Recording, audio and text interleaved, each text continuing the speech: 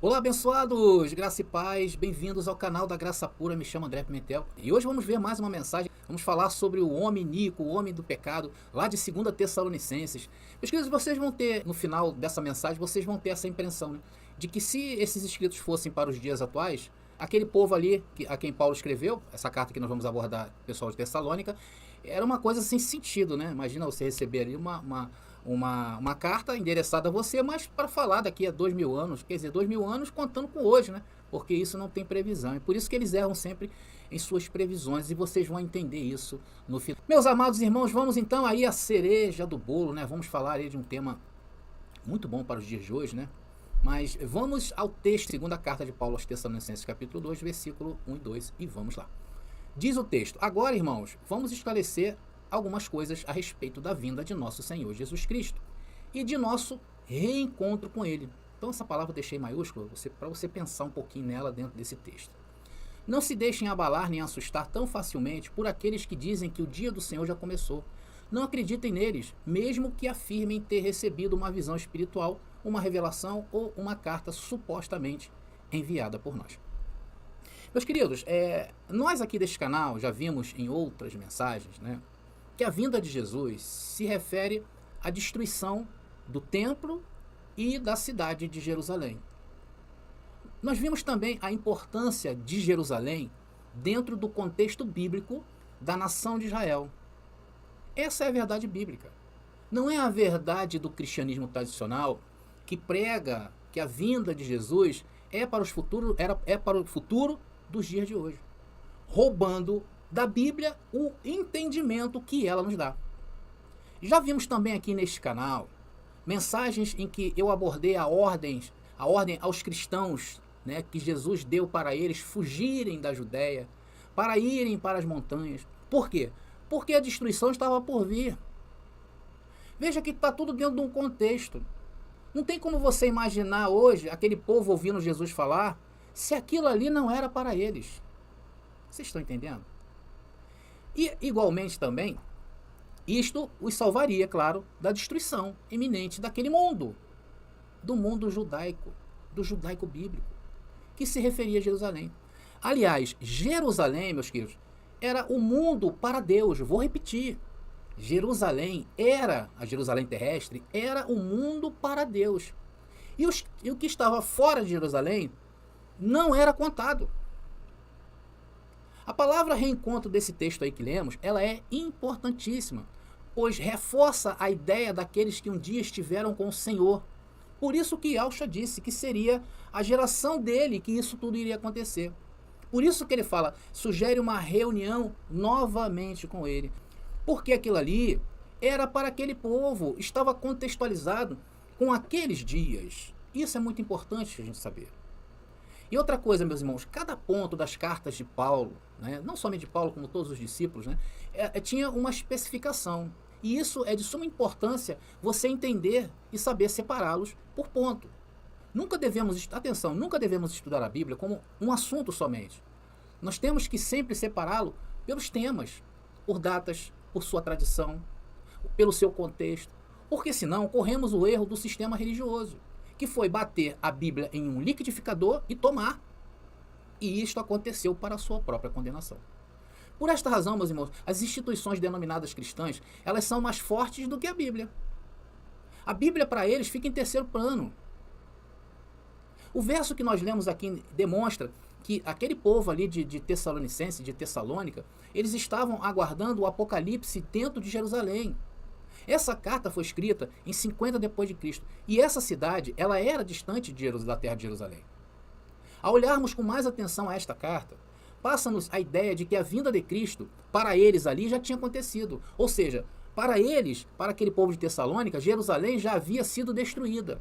Porque era isso o tema daquela geração ali, o tema daquele texto, daquele contexto que eles estavam vivendo, era isso, era a destruição, era a vinda do Senhor, era a destruição de Jerusalém.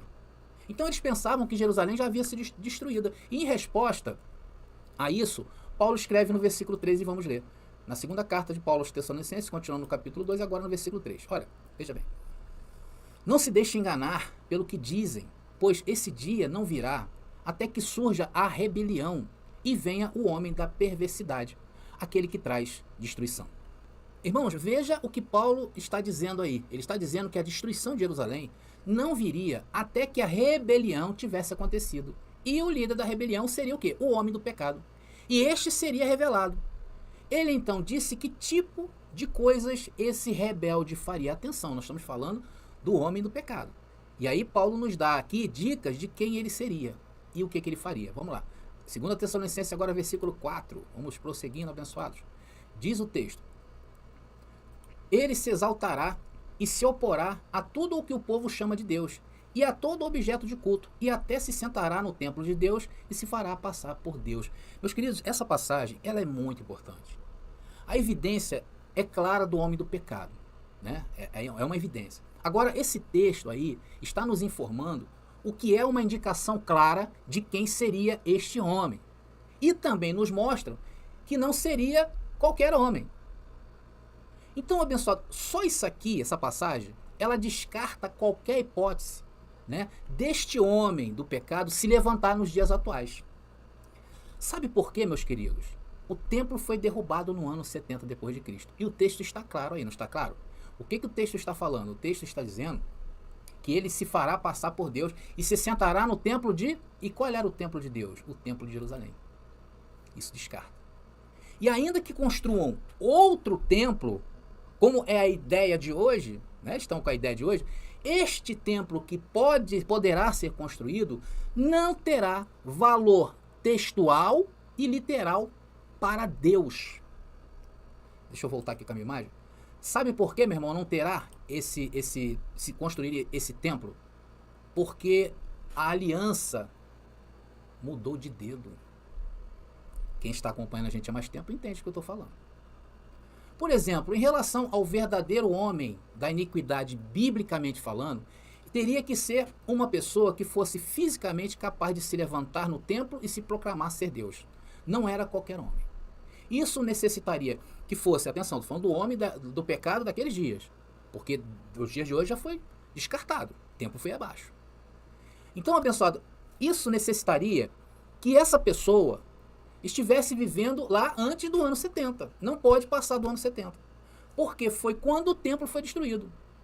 Porque em nenhuma outra época, desde o ano 70, houve um templo para que esse homem se levantasse e nem haverá, porque eu já te falei as situações, por causa da aliança mudou. Além disso, não existe nenhum verso, atenção, não existe nenhum verso no Novo Testamento, nenhumzinho, irmão, que prediz sobre uma reconstrução do templo. Então, o templo teria que estar de pé para que esse homem se levantasse nele nos dias de hoje. E não há, no Novo Testamento, nada falando que para reconstruir templo, o templo veio abaixo e acabou. Não tem valor para Deus os templos, não somente de Jerusalém, como nenhum deles. Tá entendendo? Isso destrói o argumento do homem do pecado para estes dias. Aliás, o pecado seria outro problema para remontar esse homem nos dias de hoje. Com a queda da legislação judaica, a destruição da nação e o templo, o pecado foi para o ralo. É isso mesmo, irmão. E aí, irmão, entramos na parte da história, em que temos várias ideias sobre o homem da iniquidade daqueles dias. Né? E nós precisamos nos aprofundar da história para poder apontar quem era esse homem iníquo daqueles dias. Então, houve uma história contada por Flávio Josefo. Vocês já ouviram falar, eu dizer aqui, citar Flávio Josefo várias vezes, né? Josefo foi um historiador judeu contemporâneo daquela história que estava acontecendo naqueles dias, tá? E inclusive, Flávio Josefo, ele é muito conceituado, ele é muito estudado pelo sistema religioso também. Inclusive, esse livro que eu vou citar aqui, A Guerra dos Judeus, dos Hebreus, aqui no Brasil, ele é distribuído pela gráfica oficial da Assembleia de Deus, que é a CPAD, Casa Publicadora das Assembleias de Deus, que tem as lições das escolas dominicais, muita gente conhece e usa, né, essas lições deles lá. Então, esse livro, para vocês acharem que eu estou fora de um contexto, não, estou dentro de um contexto cristão atual, em que eles veneram em seus estudos teológicos Flávio Josefo. E nós aqui também não vamos deixar passar desapercebidos de tão grande riqueza que trazem esse complemento à história bíblica. Tá? Então, foi um contemporâneo ali daqueles dias. Ele conta em seu livro A Guerra dos Hebreus, no capítulo 3, tá? Sobre um tal de João de Levi de Gichala, ou Guichala. Muitos estudiosos apontam que ele se enquadra nesta descrição do homem da iniquidade, do homem do pecado de 2 Tessalonicenses. Foi contemporâneo de Jesus, era com certeza um anticristo daquela época, dentre os vários que surgiram, tá? Inclusive João em sua carta, né, acaba com o futurismo da aparição deste homem como um homem único, quando diz no plural anticristos. Vamos ver quando João falou isso? João capítulo 2, né, segunda carta de João, primeira carta de João, capítulo 2, versículo 18, está ali, ó, João falando, né, filhinho, já é a última hora, né, é já a última hora, e como ouvistes que vem o anticristo, também agora muitos se têm feito anticristos, por onde conhecemos que é já a última hora.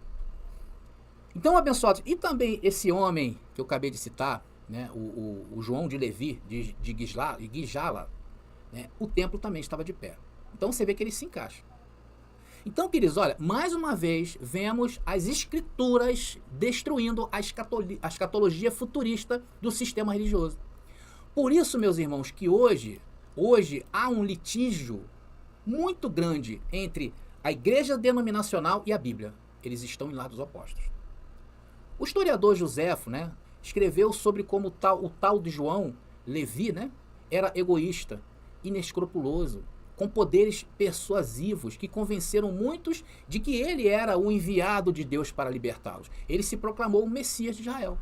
Além disso, João Levi, atenção, tomou o templo e se sentou nele como Salvador, como Deus. Roubou os vasos do templo em busca de ouro e fez com que os sacrifícios de animais acabassem. Olha só o que ele fez. Porque ele se assumiu a forma do Messias. Também saqueou o povo, até mesmo queimando os seus armazéns de comida, porque ele disse que não haveria fome, porque ele estava ali. Ele era o Messias, ele iria fazer sinais. E isto causou grande fome, que matou milhares de pessoas em Jerusalém. Ele comprou ajuda, né, de saqueadores daquele tempo, principalmente os remanescentes de Edom, né, chamados idumeanos, que matariam 8.500 judeus, incluindo os sacerdotes. Veja a referência aí que eu separei na segunda carta de Paulo aos Tessalonicenses, capítulo 2, versículo 9, quando Paulo faz mais uma vez alusão a esse homem. Diz ali, esse homem virá para realizar o trabalho de Satanás, ou seja, a oposição, né?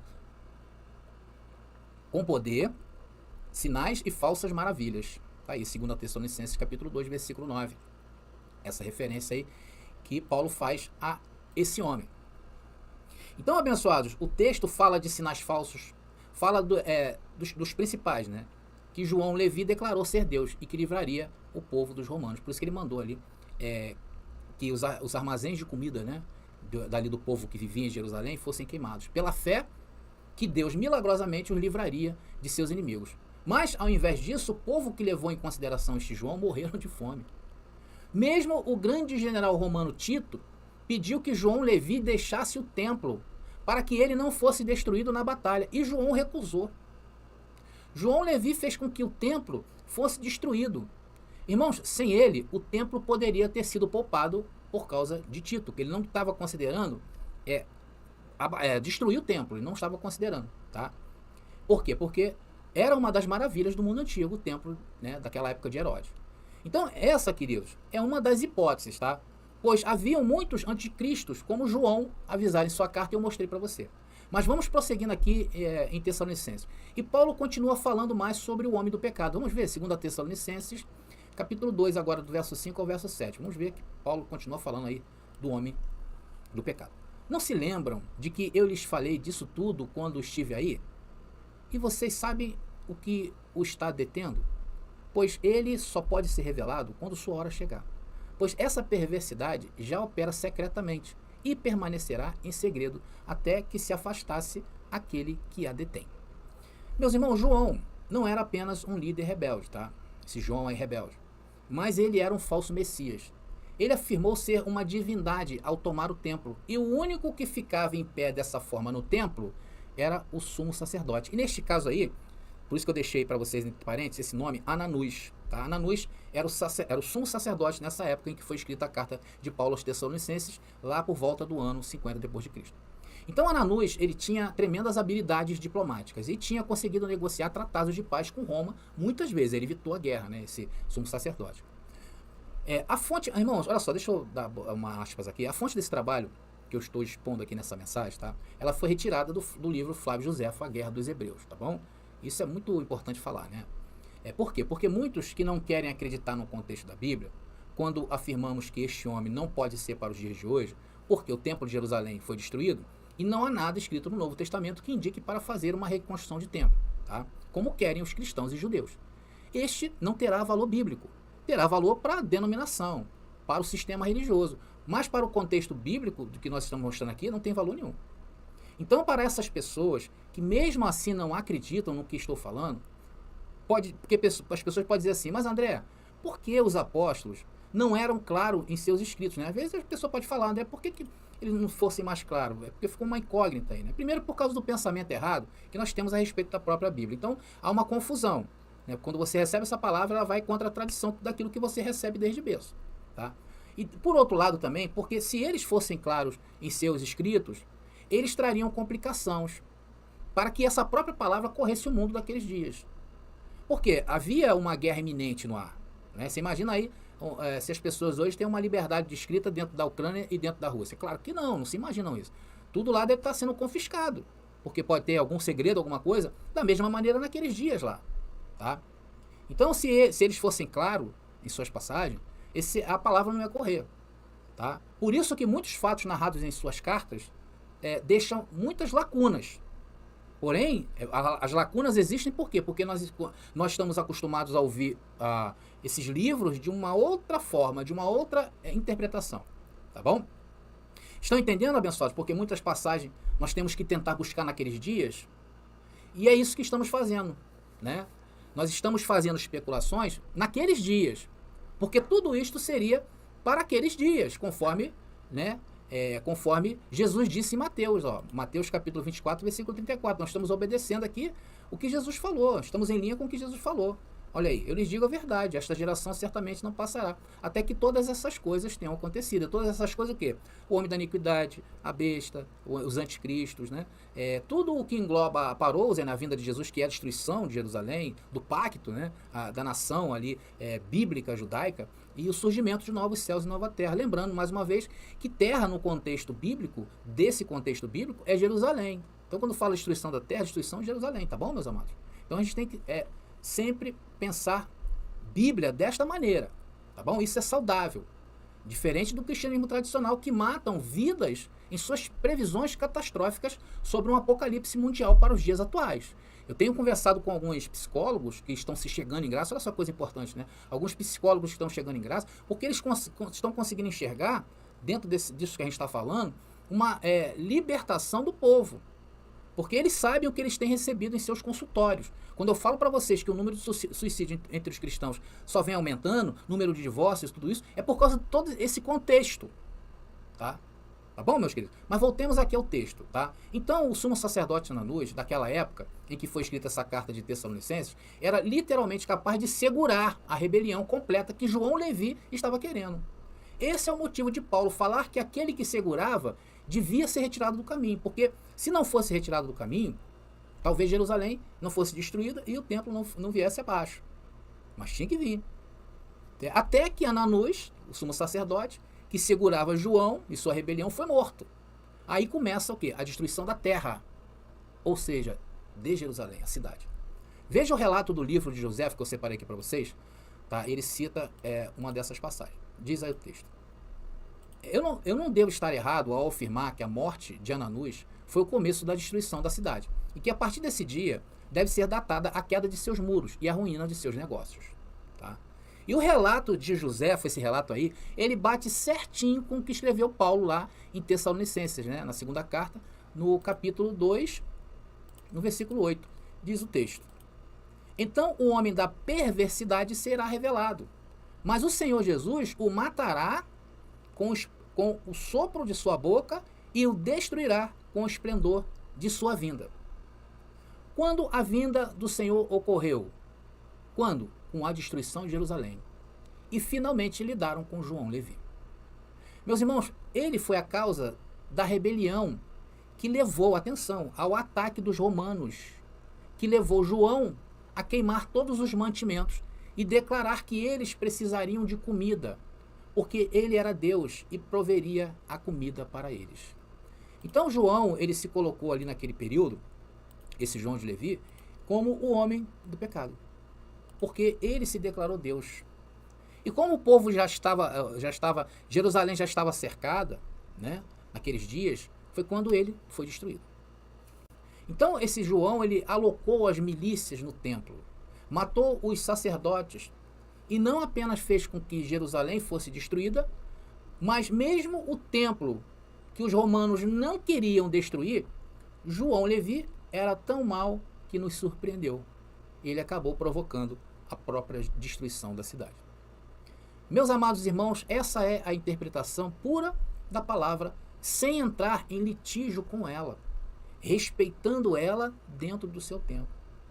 Irmãos, quando nós pensamos para quem Paulo escreveu esses textos de Tessalonicenses, não faz nenhum sentido para aqueles a quem foi endereçada essa carta. Eu falei isso um pouquinho no começo desse vídeo. Ela se tornaria sem sentido. Imagina as pessoas lendo isso ali, né? Se eles não tivessem passando por estas situações naqueles dias. Então não teria sentido nenhum Paulo escrever isto se eles não tivessem passando por isso. Se nada estivesse ocorrendo naqueles dias. Agora, se nada realmente não tivesse ocorrendo naqueles dias, essa carta seria um mistério tremendo, né? Aquele povo ia ficar se perguntando assim, o que Paulo está querendo dizer com isso? Alguns diriam até que Paulo ficou louco. Nós estamos vivendo tempos de paz e Paulo escreve isso? E para nós também nos dias de hoje seria uma surpresa, né? Ou seja, ela não teria valor naqueles dias e até para nós nos dias de hoje. Por quê? Porque para acreditar nisto para os dias de hoje, teríamos que negar todo o Antigo Testamento, suas profecias, a Torá, toda a cultura judaica, a história judaica, o contexto judaico. Uma coisa louca. Mas é assim que o sistema religioso pensa a Bíblia. É assim que eles fazem. Eles colocaram na cabeça das pessoas que isso ainda está para acontecer. Aí, abençoados, eu me lembro que uma das armas da igreja, né, lá na Idade Média, né, no segundo, terceiro, quarto século ali, para convencer as pessoas que viviam sobre o Império Romano, que era um império que virou um império religioso, né? Roma virou um império religioso. Então as pessoas não queriam lutar pelo exército romano, por essa causa. Então, abençoado, eles inventaram nessa época um monte de doutrinas iguais a estas, como o diabo, como o inferno. Inclusive eu falo isso no livro A Doutrina do Inferno.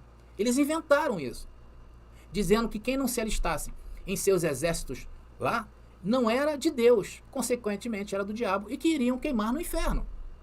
Mediante estas ameaças, o povo, sem ter como se defender dessa heresia, vestiam as armaduras do poderoso exército dos cruzados, que era conhecido o exército romano da igreja, né, que dominou o mundo por vários e vários séculos, e ia para a guerra. E eles venciam as batalhas. E hoje, meus amados, na verdade, continuam dominando. Obrigando as pessoas a vestirem suas armaduras falsas, se proclamando serem Deus e se sentando no trono parecendo ser Deus, roubando suas dignidades. E hoje o povo vivendo em fome extrema, porque é onde tem mais fome, onde tem mais miséria, é onde tem esse tipo de comportamento religioso cristão, fora da Bíblia, mas ficam felizes. Infelizmente essas pessoas foram doutrinadas para isso. Elas ficam felizes quando, sorrindo, sem dentes na boca e desnutridos, entregam seus 10% à oligarquia milionária religiosa. Irmãos, o fato verídico é que o poder secreto da iniquidade já estava em operação no primeiro século. E isso culminou no julgamento, no ano 70 dessa iniquidade. Eles se renderam a esse tal de João. A Bíblia fala, há várias profecias falando da prostituição do povo de Israel bíblico. Então o poder secreto da iniquidade não está em operação há 2000 anos, esperando no nosso futuro. Paulo estava claramente falando de uma pessoa maligna do primeiro século. E outra pessoa que estava segurando esse mal, eu já falei, João Levi e o sumo sacerdote Ananus. Eles cumprem esse requisito para serem enquadrados nessa passagem. Foi isso que eu mostrei para vocês. Claro que existem outras teses, mas dentro desse contexto, daqueles dias, não nos dias de hoje. Bom, abençoados, a mensagem foi entregue. estou com a consciência tranquila, como alguém que lhes entrega uma verdade e um tesouro. E lembrando mais uma vez que este tesouro, né, ou estes tesouros de mensagens, de grandiosos temas que temos apresentado aqui no canal da Graça Pura, se encontram em nossas apostilas e, como eu sempre falo, adquiram hoje mesmo. Tá bom, meus irmãos? Bom, então eu vou ficando por aqui. Graça e paz. E até a próxima mensagem. Você pediu nossos estudos em apostilas? Já chegaram e estão disponíveis. Elas estão divididas em 10 temas com referências, esboços e comentários. Ideal para quem quer ensinar em família, em reuniões ou mesmo para quem deseja abrir um canal no YouTube. Faça contato agora mesmo pelo nosso WhatsApp 21 979 87 46 68 21 979 87 4668. Nossas apostilas foram feitas para você ensinar com qualidade e harmonia com a palavra.